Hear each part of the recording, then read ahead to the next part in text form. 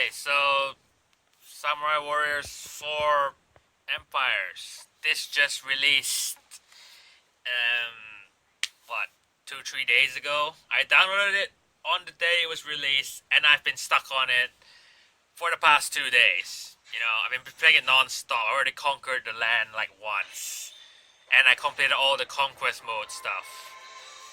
It's just really fun. I love this game. Um, I just like to touch on some of the differences with its counterpart Dynasty Warriors as well as the previous iteration, which was that Samurai Warriors 2 Empires, which I'll talk about later. So I'll cut in the right. Anyway, it should be appearing right now, but if you don't care about comparisons to Dynasty Warriors 8 and 7 Empires, you can just skip.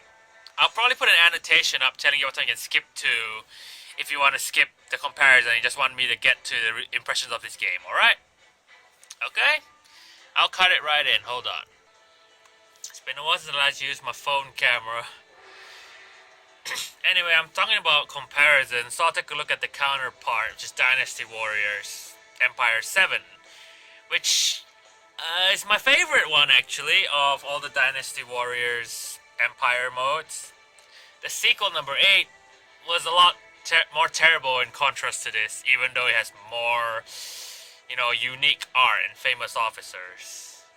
I'm not gonna go through, like, all these other stuff, cause, that's not the point of the video, right? I just want to compare it. So, basically, it's like you create your own character, or you can play as a famous officer and conquer China or Japan if you're playing Samurai Warriors. And you let me just I'll just pick a quick save where I can show you what I mean.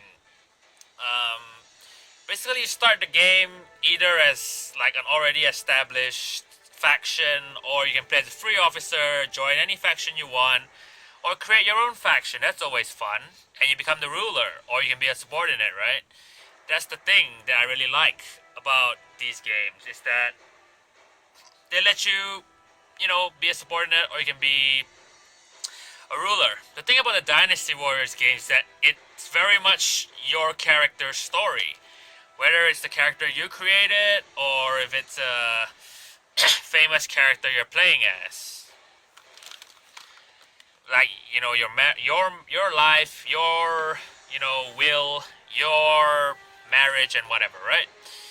So, it's actually quite simple, and it's because it's so simple that I like it, right? If it's too, in-depth, I mean, it could be a good thing, but number 8 really screwed that up pretty badly. I'll show you what I mean later. So, there's like a political tab, and everything is shown in like bars. Like, you decide to do, you can get support, diplomacy, tax, investment, donations, stuff like that. Like, for example, if I want my weaponry to go up, I will press it and it just like goes up in a bar. And every now and then there are like random events like this, and you can get different.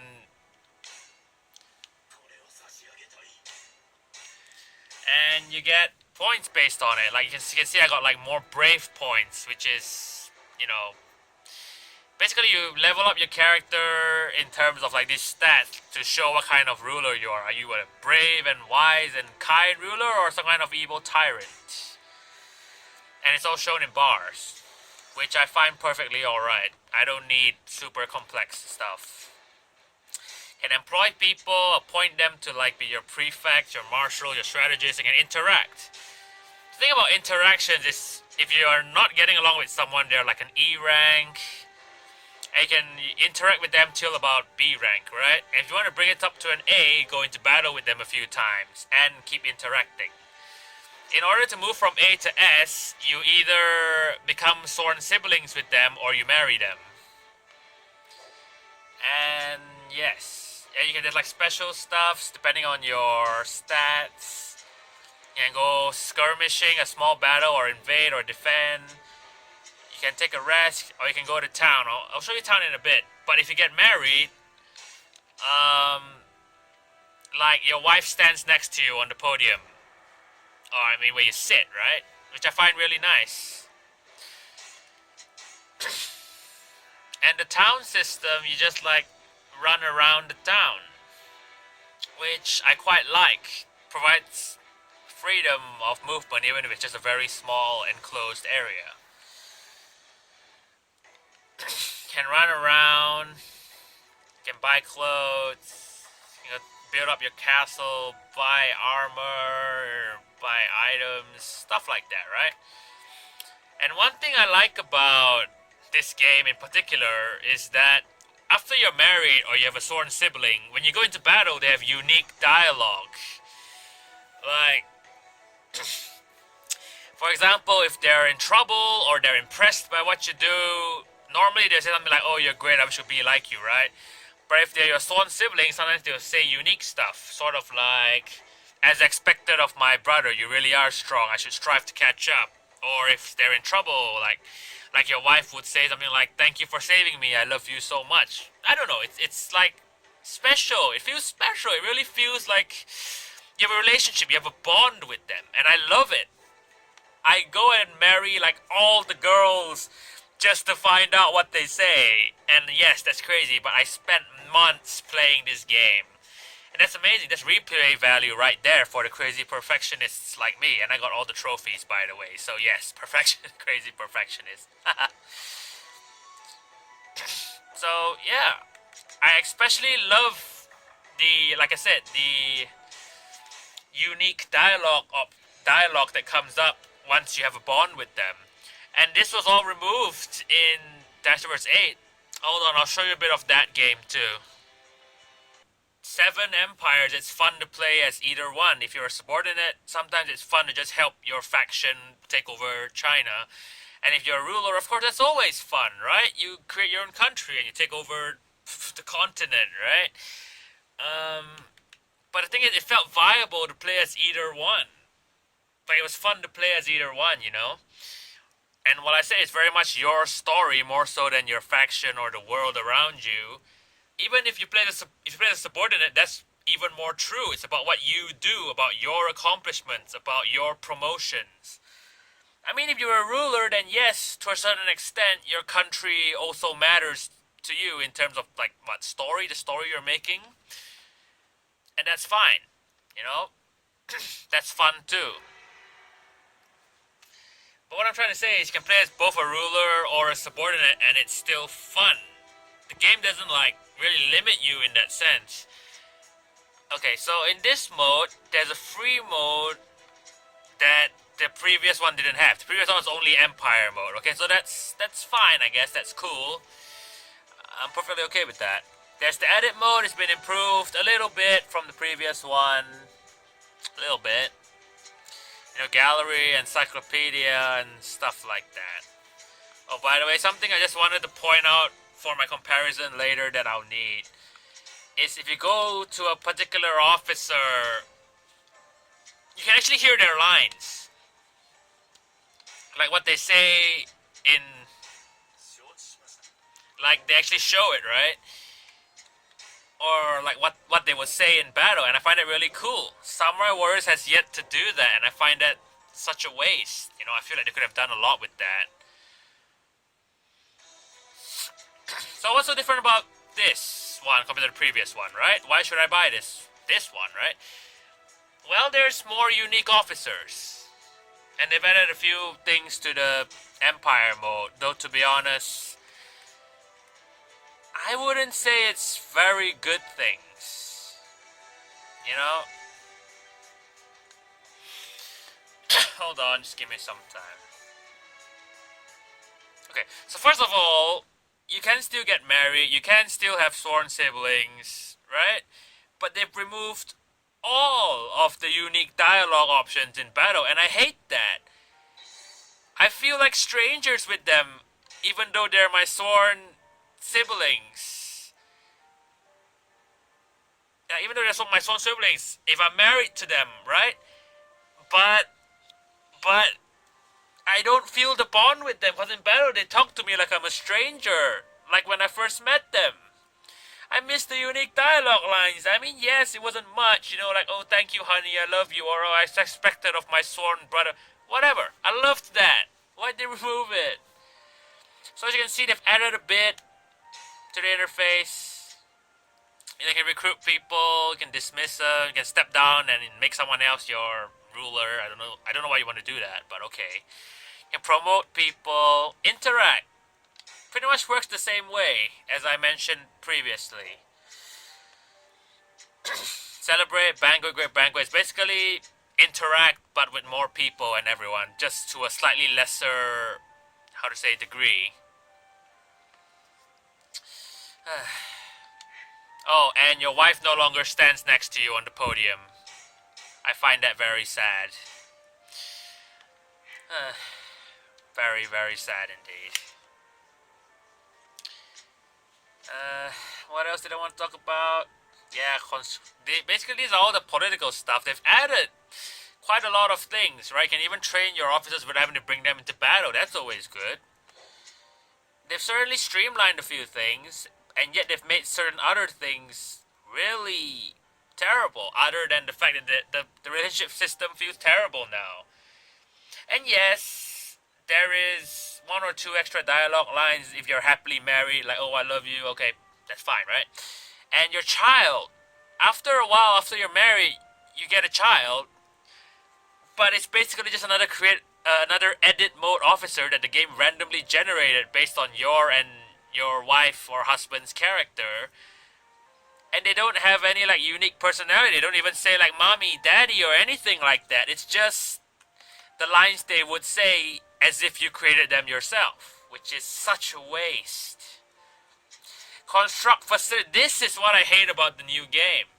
If you want a marketplace, you want training grounds to get like more goods, more soldiers.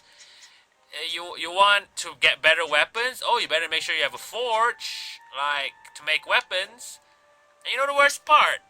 You can only do that when you're the ruler. So if you play as a subordinate, you're fucked. You can't tell them what to construct. They pretty much never construct anything. So you're fucked, right? You need better weapons? Yeah, fuck you. You don't get it because you don't have a forge. You want your ruler make one? Fuck you, he's not doing it. Also, it's harder to get promotions in this game. In the previous one, you could very easily, like, usurp your, like, do a rebellion or whatever, right? It's quite easy because you get promoted a bit faster. But in this game, it's not just slowed down. It's to the point where I once helped a tiny country, like with just one block, take over about 3/4 of the entire place, and he wouldn't even promote me past officer. What a bitch! Ugh, terrible. This game, I couldn't even fully get all the trophies because I didn't like it that much compared to 7. They streamlined a few things, but doubled down on like tedious bits of other places. Ugh. Yeah, you can move your capital city. Repair. Oh, like regions take damage if they're attacked, which I find to be an interesting mechanic. You don't just lose it straight away; it gets like destroyed, and if it reaches like level 3 of destruction, then you lose it eventually. You can donate to make people happy. Yeah, always helpful. Keeping your people happy, and you can even set like policies. Like how much you want to focus on either of them. Personnel, finances, diplomacy, battle, stuff like that. Good stuff. Really good stuff. Form an alliance, request supply, threaten, demand they surrender, stuff like that. You get these based on your stats. Again, you can invade, defend, raid, subjugate. Well, vagabond units are basically what your character is if they don't belong to a faction. You can buy stuff, and you can rest. There's no more town mode. I mean, yeah, sometimes it's tough, boring having to go through all the fucking loading screens just to go to town just to buy something, so they streamlined that. But I quite like the town mechanic, it made you feel like you actually have a kingdom, not just accounting or whatever, right?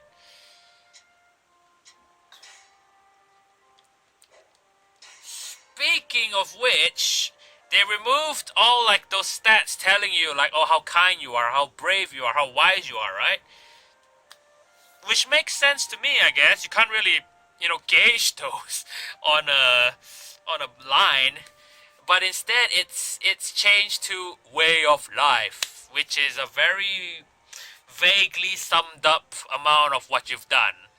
So if you're more kind, then you are what? Brave, evil, wise, then you get like what? Benevolent ruler, right? You just keep doing nice stuff. And even though you do evil shit or you do like brave stuff and wise stuff, as long as your kind invisible status goes up even more, you eventually become like benevolent ruler, right? And once you get the final way of life, the golden one, which is what King of Hanzhong, where you're basically like the epitome of kindness, you can start doing evil shit and it won't ever change. That's weird to me. Titles, right? This is basically what you have to do in the game to like get certain titles. And depending on what titles you get, like brave type, resourceful type, benevolent type, then you get your way of life. For me, I just kept doing all the kind stuff, so they gave me like, really, like I said, you could just be, you get the final ranking for kindness, and once you get that, it never changes, right? You can just be an evil tyrant from then on and no one cares. And I know I said this just now, but I'm still pissed at the fact that they removed all the unique battle lines for your wife, and you don't get any for your child and for your, sworn siblings too. And your wife doesn't stand next to you at the podium, and neither does your child. I'm still miffed at that. Well, I'm going back to Samurai Warriors then, hold on. And then we get to this game, right? It's fundamentally quite different from Dynasty Warriors. Whereas in Dynasty Warriors, it was based very much on your character and his or her journey to conquer the land. This one is very much based on the clan that you've decided to create, right? You don't just control like one character who starts as a free officer, then goes to a clan and whatnot. No, you have to start as a clan, which, that's fine too, I guess. So there's the usual edit mode. To be honest, I think Dynasty Warriors with the DLC has like better edit mode options, because there's just more voices and stuff like that. Well, mostly the voices, right? Costumes, you can just download DLC, that's fine. The extras mode, I'm a bit, dissatisfied with. Like, there's archives where you can watch, all these recollections of scenes that you have with custom officers or whatnot, right? Biographies, basically their history and music and stuff like that. Which is cool, but like I showed you in the comparison in Dynasty Warriors 8 Empires, at least that one, it lets you see like what lines your character says in battle, which like I said, I always love, and it's really streamlined if I could just do that. I could just go to a character and see what they say, right? But no, I guess I have to play through the game multiple times just to find out what they say. Because I love all these unique dialogue, especially if you're married and you have like sworn siblings, sworn allies, basically, in this one. Fuck, I keep forgetting the circle and X thing. Hold on. Let's see, what's the latest one? Yeah, okay, I just load this one up to show what I mean.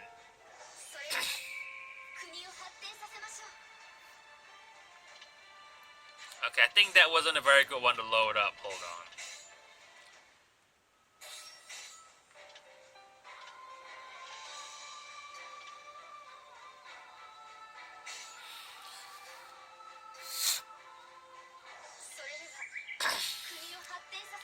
So basically, in this game, it's not so much a single character. It's your entire clan, your entire, faction. You have your lord, your strategists, and your magistrates, all of which can be like any character you choose once you recruit them and whatnot. Compared to Dynasty Warriors, where, like I say, it's very much focused on just one character. Because in that game, if you play as like a subordinate or you play as like a ruler, the play sets are very different, right? And but in this one, you're always forced to play it like this, in the sense that you have to take care of your entire clan, not just your character, like your one character. And how marriages and sworn ally stuff are all managed is very different now. So as you can see, there's like my magistrates have these icons on their head.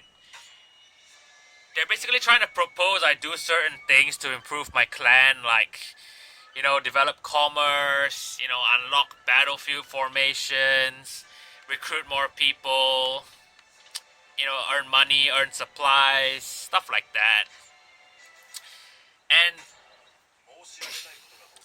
And of course, you can choose not to listen to them and decide on what you want to do yourself, which is more in turn with like what Dynasty Warriors, the system they had. Or you could seek the advice of your tactician, who kind of just tell you which two things to take from all the already existing suggestions, confirm your target that you want to destroy. You can even ask your tactician when like the best time to attack is, or you can just delegate all decisions to him if you're lazy. Anyway, it's a bit like Dynasty Warriors 7 and not 8, the Empires, I mean, in the sense that things are not so complex that they're unmanageable. You can cultivate to earn more money, you can cultivate to earn more goods per turn, you can invest. And rather than going by 1 month, it goes by seasons, by the way. Like spring, summer, fall, whatnot. It's like up there, spring, yeah. Whereas in the Dynasty Warriors, it's like months, every month. Inspect to raise your fame. The fame system I find really funny. Because if you tax people and you levy them for like supplies to quickly gain it, you lose like, what, 20 fame every time you do it? So you lose 20 fame, inspect once, you get it back up to like 30. Like, get it up by 30, so you basically only lost 10. I find it really weird. You could tax them, and then you could just like inspect and get your fame back. Because if you get too infamous, that's bad, right? But just like, you know, you lose fame because you leave levy and you tax them, and then you get it all back just by listening to them talk to you. To maybe what? Give us back our supplies, and yay, fame has been raised up. It's easily abused. Though obviously you have very limited directives how many things you can do per turn. So I guess that discourages it. And depending on the territory you own, there may be special things to do, like mining silver, mining gold, stuff like that. It's a lot better than the stupid like the facility building of Dynasty Warriors 8. Hated that. You can construct new castles after you have conquered enough territories. You can like your basic castle after you conquer 3 places. You can choose one of these two. Conquered 10, you can choose one of these, and if you have 20, based on the lines, you can choose what to do, right? It adds different rooms. Like just now, if you can see the proposals, there are like, you know, commerce. Like you can see these icons.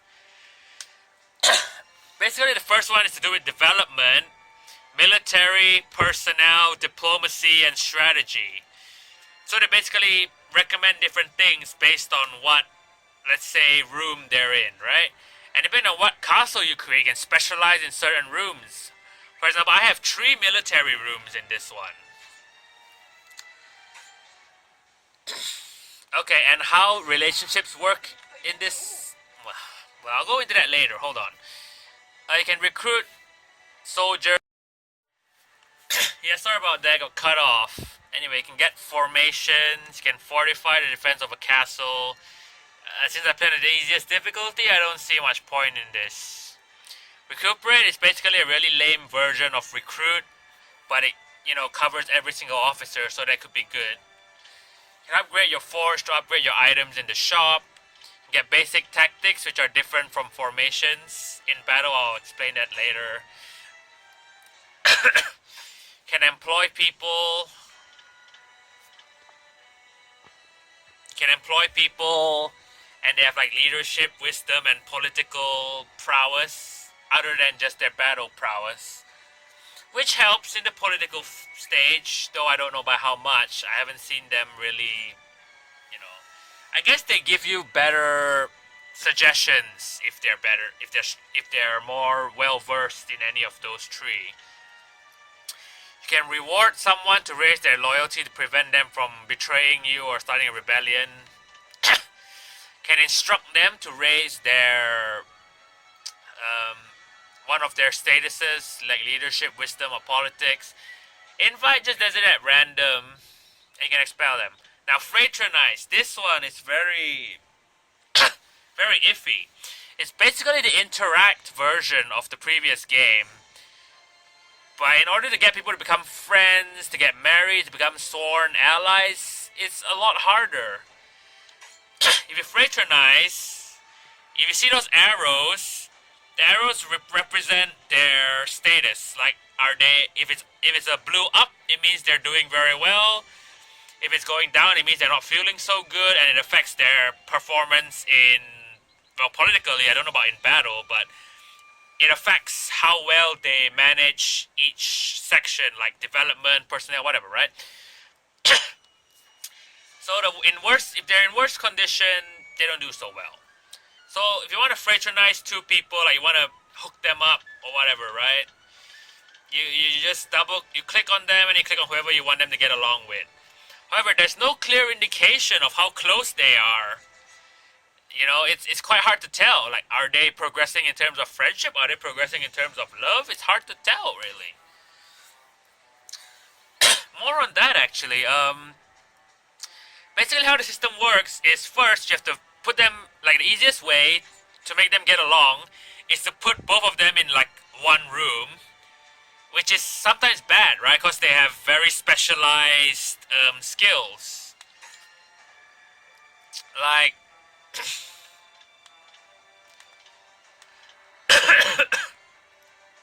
like as you can see, the policies, like what they're good at. For example, Gracia, right? She has a military she's good at military, she's good at strategic stuff, right?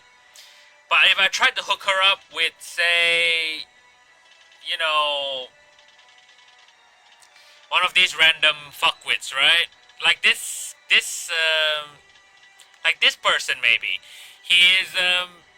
He's good at diplomacy, which totally goes against what Gracia is good at. So I either have to sacrifice one of their talents and put them both in the same room just for them to get closer to each other, or both even, and just do my best to force them into the same room. And when you try to put them into the room, sometimes they just don't get along and your castle suffers for it. Just cause you're trying to hook them up. It's terrible. So how the system works anyway is if you want them to be friends, put them in the same room, fraternize them with each other, like, a lot. Like, I mean a lot, not just once or twice or whatever, right? Just keep spamming it until an event icon pops up on their head, which is like an exclamation mark.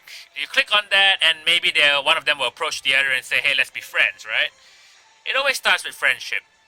And then after that, you go into battle, and in the battle, you have to complete an objective, and if you complete it, okay, then you've progressed a bit more. In the next battle, deploy the two of them at the same time, and there'll be an event before it starts that says they've now become friends. That's great, right? And once they become friends, you just complete the battle, and then you come into this screen. Again, fraternize them, not just once, maybe twice, 3 times, 4 times, I don't know. And then make sure they're in the same room and things like that. And eventually, after going into battle together enough and fraternizing enough with these two characters, make sure they're both in the same battle, and make sure you're playing as one of them. And in the battle, eventually, the one you didn't choose to play as will be in trouble. And they will say, oh no, I wish that my friend was here to help me. And cue you being able to change character to that other person to go and save them, whereupon they fall in love with each other after the battle, and you can click on the exclamation mark to get them married. That's for marriage. I mean, it's also quite similar for becoming sworn allies. You just have to go through these processes and stuff. And once they're married, after battles, there are like special events, or there are also special events that go on during castles, when you're in the castle at random times. I haven't found out a way to gauge when they happen, but when they do, it's honestly really fun. Like, you know, one of my favorite ones is after you're married and you don't have a horse for a really long time, like your wife comes in and tells you, I bought you a horse or something like that, right? And your character talks about how lucky he or she is to have the other as a spouse. I find it quite interesting. Oh, and there are unique dialogues for spouses and sworn allies, which I absolutely love, as I mentioned in my comparison in Dynasty Warriors 7 Empires. I love the unique dialogues. I hated it when in Dynasty Warriors 8 Empires they removed it, so I'm glad they actually kept it in Samurai Warriors 4 Empires. So I applaud them for that. Good job. I love these unique dialogues, man. Anyway, back to the daimyo. Well, your lord, right? Diplomacy, alliance, request rank is basically just a huge jump in fame, though sometimes it's not worth it because you waste a turn if it doesn't work. And your alliance, export, just like a better way to earn money. Request coalition, where you can like ask a clan to help you in battle, one you've allied with anyway, but only for the battle fought that turn. You can go to shop to buy stuff and upgrade weapons. You can also buy and sell supplies, which are needed to wage battle. Strategy, fireball, all these strategies you can, executable tactics you can get. War Council increases your strategy, though I haven't maxed out. You can bribe someone so that when you fight in the next turn, they will switch sides. You can sabotage, make their castle defense lower. You can convert someone, basically just steal someone from another clan. So you can't jump straight to battle, unlike in Dynasty Warriors. You actually have to go through all the directives that they have planned for you. So I'm just gonna delegate this to my strategist, let him decide what to do.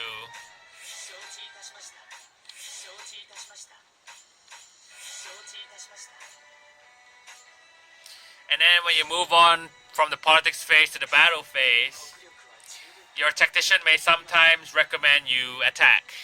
So let's say you choose your attack, and you choose which character you want to bring to the battle. And if you see this sign, it means that whoever you're playing as can swap to this character, either because they're friends or because they're married or sworn allies. If they're not friends and they are not married or anything like that, you can't switch characters in battle. So you can't really direct the flow of the battle that well because you can only control one person. And if you see this sign, you see this smiley face? This smiley face? That means that they're on the verge of becoming friends or sharing a special bond, For example, if they're friends already, then that means there's a chance they'll move on to the next... No, wait. No, sorry, wait. No, that's not right. Basically, if they're not friends, that means that they're ready to be friends in the next battle. And once they already have this sign, it means they already share a bond, like as friends or as sworn allies or as spouses, right? And if they're already friends, like I said just now, fraternize, go to battles together, and eventually the event will happen where you have to go save them. Not here, because I'm already married. I mean, my character's already married. So yeah. Just choose the characters you want to bring to battle. You can get reinforcements to come in to help you. You can actually choose how many provisions to bring. The more you bring, the more supplies it takes up, but the more battle time you have to fight. Considering I'm rich anyway, I'll just go full and it's the last one.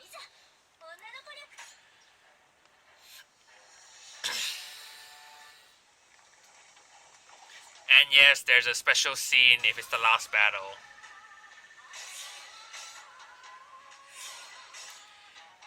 And just like in the original game, if you see like faces, that means you can swap to them, but if they're just blue blobs, you can't. You can actually choose where to place your officers, which I find very helpful. Battlefield tactics, yeah, what I was talking about just now. You can choose a formation to start with. Basic tactics that basically happen straight away and are like passives. Executable tactics that you basically use during battle to give yourself an advantage. Always helpful, but you need strategy to do it. Like, for example, strategy, you need that. You can obviously check your officers, the enemy officers. Yep. You can change the music and whatnot.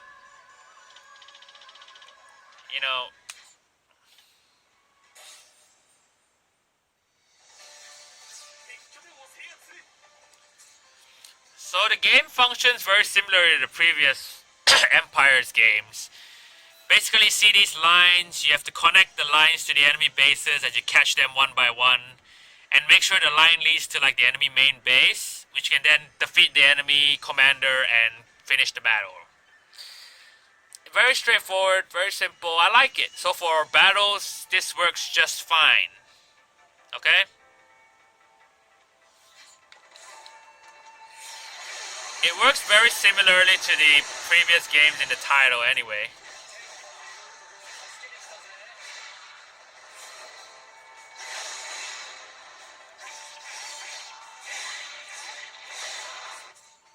So anyway, the video is gonna get really long if I try to show you the whole battle.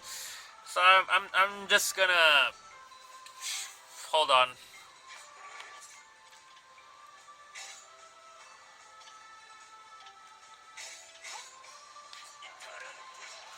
So hold on, I'm just trying to trigger a certain conversation, a unique one with your wife. Anyway, hold on.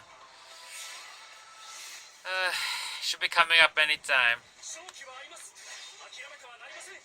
I'll just keep this running for a while more until it comes up.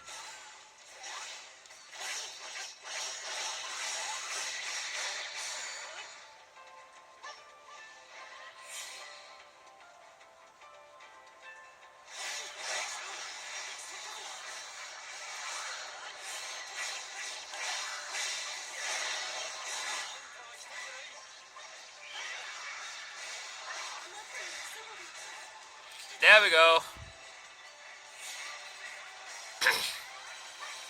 Yeah, if you fight together with your wife on the battlefield, that unique conversation triggers. I mean, it's not very substantial or anything, but it's a nice touch, and I really like it. And you can retreat if things aren't going well. Anyway, this video is going to be way too long if I try to show you everything. So, yeah, just want to discuss a few differences from Summer Wars 2 Empires, but I'll do that with a different camera. Hold on. I mean on my laptop, because there's honestly not much to talk about, I guess.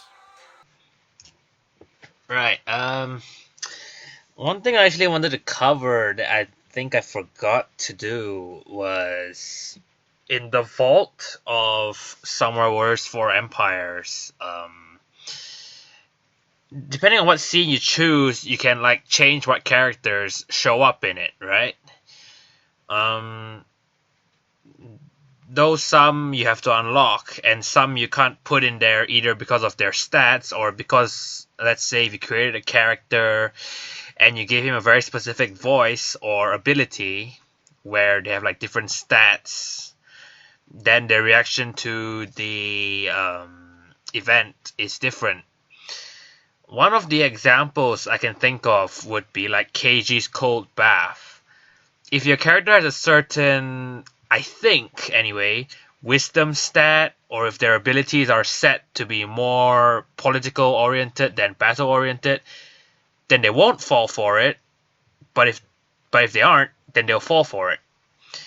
Another example would be this event where you have like 3 officers talking to each other, and they're wondering like, okay, how should we deal with this rival clan that's been like gathering power? And there are 3 slots you can put characters in, right? But my first character that I created has the intense voice and a balanced ability style. He could only be put in the first slot, which basically his opinion is we should fight because we're warriors. I couldn't put him in the second position, which would have him say let's wall up in a castle, and I can't put him in the third position that lets him say why not broker peace. So I feel like who you can put in these events are sort of, how should I put this, limited in a sense, and yet it sort of gives them a bit more character, you know what I mean? Like, it's their personality, you know, you can't make them say this or you can't make them say that because it's just not in their personality. While some scenes let you choose anyone, some scenes limit you like that, and I'm not sure what to think about this. On one hand, it's a bit limiting. If like, I kind of want to see what they would say, though I suppose if they didn't program any like lines in, then I guess there's no choice. You can't put anything there. And on another hand, I guess it sort of helps characterization a bit, even if it's just for like whether your character is an idiot or not, whether he's a hothead or like a calm, whatever, right? And it also adds a certain charm to these events. Like different characters react differently to a certain extent, you know, either one way or another way. One of two ways, but at least it's not like always one way, which I find interesting. I haven't played it in a really long time, you know, Summer Wars 2 Empire. That was on the PS2. It's really old.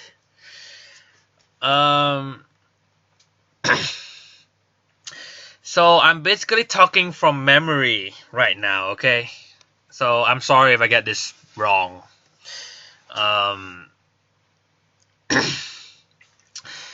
The game, I mean, yeah, it had an edit mode, but it honestly wasn't much, right? It was just, how should I put this? Yeah, all the character models were prefab, like you could dress yourself up like a ninja or a generic samurai, that's fine, but you can only use generic skins and whatnot.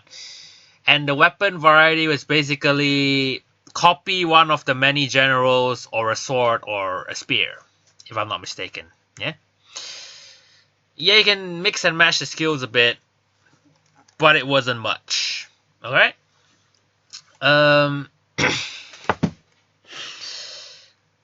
Again, I think it had a free mode. I'm not sure, but obviously it also had one of those like conquest modes where you can play through as one of the clans.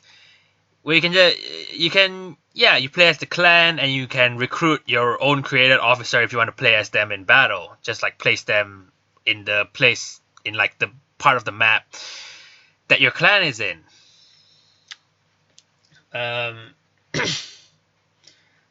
There were still stuff like, you know, alliances, diplomacy, a lot of the original stuff where you recruit troops, you employ people, and you set them to different parts of the map to defend an area or to attack an area. You know, in preparation, you have to like move them to the territory next to it. So if you get attacked, you need to at least have someone there to stop the attack, otherwise you lose the territory instantly. And if you want to attack another place, you need to make sure they're next door so they can march their troops in, right? I'm pretty sure that was there. Battles were the same. You capture, you know, enemy supply lines, which are those, you know, lines, until they reach the enemy main base. Defeat the commander and you win the battle. However, there wasn't any, like, marriage, sworn sibling, or children, you know, system, right? It was very early on. So, obviously, it wasn't there. Because they haven't perfected the technology for that at the time, I guess. I'm not sure. And then, you know, there were, like, unique events and stuff like that, too. You know? It wasn't that amazing of a game, but I loved it all the same. I played that on when it was on the PS2, before like the PS3 even existed, for quite a while. I loved it. Then Dynasty Warriors 7 Empires came around, and I loved that. Played that for months on end, maybe half a year, I think. because I was perfecting every single bit, listening to every single piece of unique dialogue. Then Dynasty Warriors like 8 Empires came out a bit later on, and that was terrible. Well, it was still fun at the core. It just wasn't as good as 7. And so I played that maybe a couple of months, maybe 3 months, something like that, and I just got bored and I just stopped altogether. And then this one came out, and I love it. There may be some things I forgot to mention or I haven't even found out in the game. And yeah, I'm sorry if that's the case, but I played for 2 days straight, so I hope I've at least found most of it.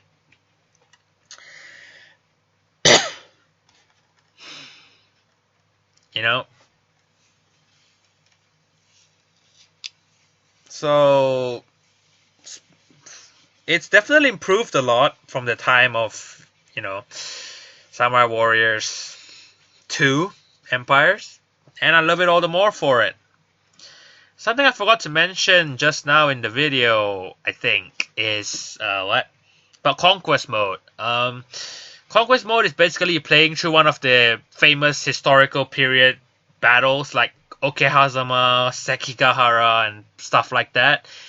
And you can choose what faction you want to help out. And if you want to put your created character in there, there's normally one space free. We can insert them in and start the game with them already in your clan.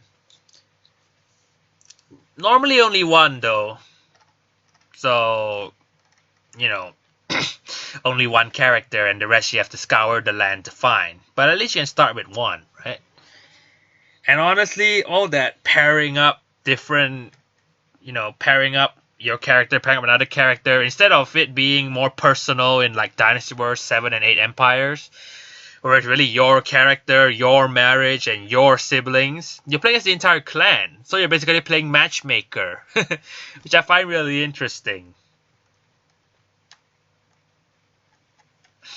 I think I've covered everything I needed to. I'm sorry about the terrible camera quality, terrible recording. The whole video is basically not very good, right? I didn't even really articulate my thoughts before before I started speaking. Like, I didn't script this. I just talked about like my own thoughts as a normal gamer, because I'm no reviewer or critic or anything, right? Far from it. I don't even review game. I mean, I want to review games, right? I wish I could, but I don't think I can do that. I'm just really bad at articulating my thoughts like really well. So all I can really do is tell you my impressions of the game and what I think about it, like this, and compare it to other iterations of it. If I wanted to try and make a review, I'll definitely, first of all, I'm going to have to like up the quality of my recording and everything, as well as script all this and my thoughts and whatever, right? But I'm honestly not that free. I'm so busy. I just make these videos for fun when I'm free, in my free time, my spare time, right? And honestly, I doubt many people are even gonna watch it or watch this far, right?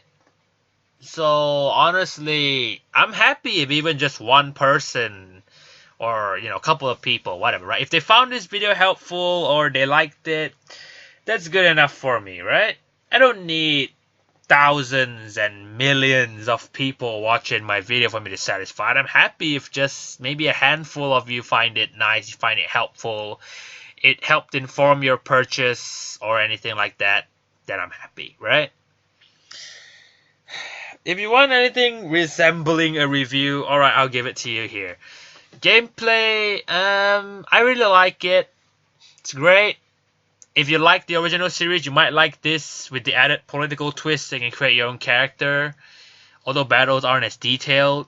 For example, Okehazama, all the like spontaneous events don't happen anymore. Well, obviously, because you're like adding in your own characters, and they need to sort of, how to say, Because if you play the game, they don't know who you've recruited, who you've expelled, and who you've gotten married to each other, right? So they can't make the battles very intricate because they don't know which characters are on which side. As long as the two leaders, the two lords are the correct ones, then the battle just happens, right? The only exceptions would be the Battle of Okehazama and the incident at Honnoji, where the characters are set and it happens at the very start of the game, so you can't even choose your character. But other than that,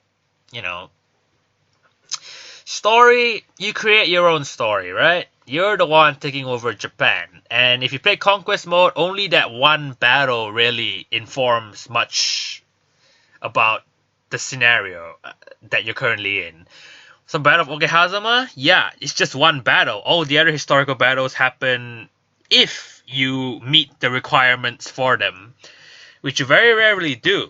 If you do Okehazama, you still have a chance to do Nagashi. No, wait, no. You can do Anegawa, and you can do the one where you fight Kenshin and stuff like that, right? But if you want to play fixed events like Nagashino, Sekigahara, stuff like that, you must choose that specific scenario. They can't all happen on like a single playthrough. And that's on Conquest mode. If you play on Genesis mode, where it's like you create your own, you start your own clan, and you just take over Japan. The very pure, the very simple style. And I like that, No frills whatsoever, just conquer Japan any way you like, fighting any battles you like as your favorite character or characters. Cause you can start a clan and just put all your favorite characters in it, right? You can steamroll the entire land. So, yes, story. You can't expect much from a series that expects you to create your own story, but it's still good for what's there. Edit mode, yeah, they've certainly added a lot of options. It's pretty good, I would say. What else? Options. Like I said, compared to Dynasty Warriors 7 or 8, we can see their lines and not just movies or events. Because I want to see what they say on the battlefield and stuff like that. I wish they streamlined that a bit. But otherwise, it's quite decent. It has all the required elements and stuff. And best of all, I really loved it. I really enjoyed it.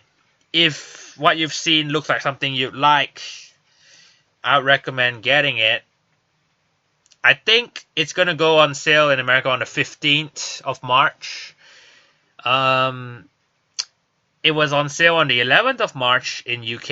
I live in Japan, so as soon as UK, the clock struck 12 or whatever, and I got home from school on that day, I just downloaded it.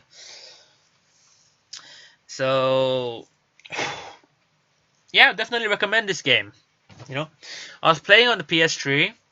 It's for sale on PS3, PS Vita, and PS4, though on 3 and Vita it's download only, and on 4 there's a physical disc. Which is always nice, but I'm too poor to afford a PS4. I don't know, you want to score or something? I would say, what, an 8 or a 9, I guess. Or, yeah. Though, personally, I really recommend it. I have so much fun with it. I've only played 2 days straight. The past weekend. I see myself playing this for a really long time. Just like I did 7 and 8 Empires. Maybe for months to come. Where I'm trying to unlock all the, I'm trying to unlock all the unique dialogues and stuff. Because I love listening to those. Anyway, I don't even know if you made it this far, but if you did, I'm sorry for rambling. I'm sorry for everything about this video. It's probably pretty terrible. But I hope you found it, helpful, or if you liked it at all, I'm happy enough, okay? Even if just 1 or 2 of you like it. Thank you. I'll hopefully try to script whatever the hell I want to talk about next time. Because otherwise, it just becomes a big rambling mess.